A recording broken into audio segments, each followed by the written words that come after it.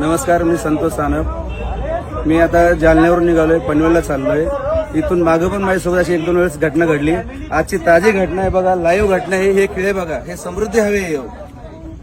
1 तास झाले पोलिसवाल्यांना फोन करतोय. समोरच्या गाडीचे 4 टायर पंक्चर झालेत. पोलीसची मदत अजिबात होत नाही या रोडवरती.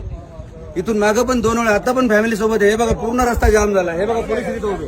अजिबात आता लोक पोलीस आहे. हे खेळ दाखव, सगळे दाखव खेळ. पूर्ण खेळांजवळ उभे. इकडे घे, इकडे.